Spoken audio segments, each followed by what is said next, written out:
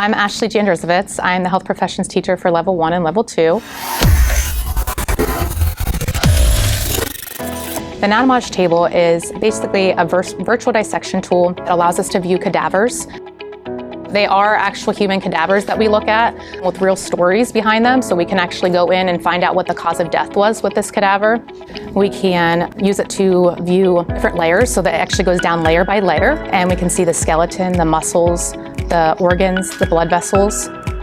So we use this in Level 2 health professions because our main focus is on anatomy and physiology and the pathophysiology, so looking into the disease process of the body, and they can actually look and see what organ caused it. Was it cancer? And they can go in and actually look at the cancer. They can look at the scans, the CT scans, x-rays of the patient. Before, we just had pictures that we would use, like from the books and different things, so this brings it more to life. It's a 3D virtual image.